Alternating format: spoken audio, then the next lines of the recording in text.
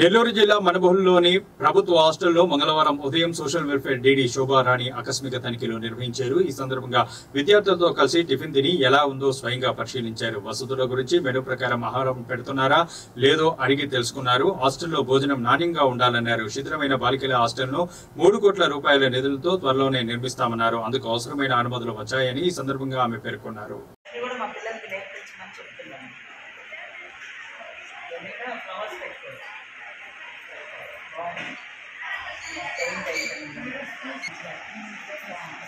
ఇది ఎట్లా చేస్తుందంటే 4 పెట్టి పైన ఒకటి కింద పెట్టి వేసి ఇంకోటి పెట్టి ఈ పైన ఒకటి పెట్టి చేస్తాం.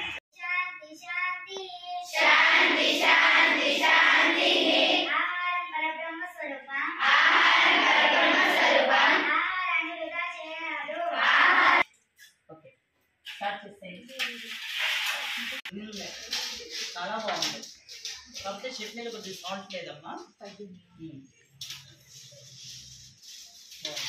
Manubolu boys hostel girls hostel visit చేసి అక్కడ పరిస్థితులు చూసి తెలుసుకోవాలని, తర్వాత రిపేర్స్ జరిగిన తర్వాత అసలు ఆ హాస్టల్ యొక్క భవనాల పరిస్థితి ఎలా ఉంది, పిల్లల అడ్మిషన్స్ ఎలా ఉన్నాయని తెలుసుకోవడానికి ఇన్స్పెక్షన్ చేయడానికి రావడం జరిగింది. అయితే పిల్లలు ఒక 60% ఉన్నారు. బిల్డింగ్ అది రిపేర్స్ అయిన తర్వాత బిల్డింగ్ కండిషన్ బాగానే ఉంది. అయితే ఇంకొక 40% స్ట్రెంత్ పెరగాలని గర్ల్స్ హాస్టల్ హెచ్డబ్ల్యూతో చెప్పడం జరిగింది. రిపేర్స్ అన్నీ కూడా చేశారు. కానీ వైట్ వాష్కి అది మనీ ఉందా లేదా కనుక్కొని వైట్ వాష్కి ఉంటే వాళ్ళ చేత మళ్ళీ వైట్ వాష్ వేయించడానికి, పెయింట్స్ వేయించడానికి ఏర్పాట్లు చేయడం జరుగుతుంది. ఇక్కడ ఒక 6 10th క్లాస్ పిల్లలు ఉన్నారు. తర్వాత పిల్లలందరికీ కూడా ఇప్పుడు మార్నింగ్ పూట టిఫిన్ ఏర్పాటు చేయడం జరిగింది.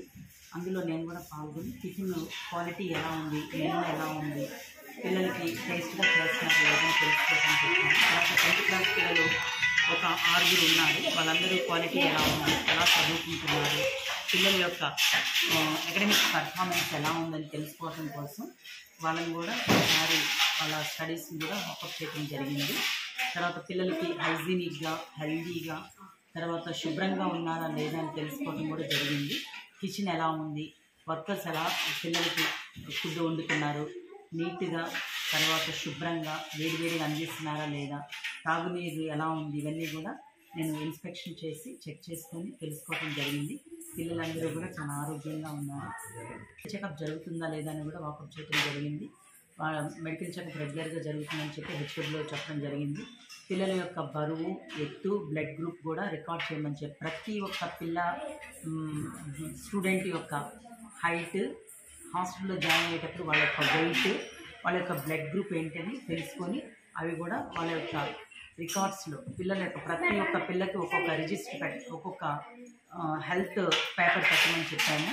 దానిలో వాళ్ళకి సంబంధించిన ప్రతిదీ కూడా రికార్డ్ చేయమని చెప్పి హెచ్డబ్ల్యూ తెలియజేయడం జరిగింది. తర్వాత పిల్లల యొక్క డేట్ కూడా నమోదు చేయమని చెప్పడం జరిగింది.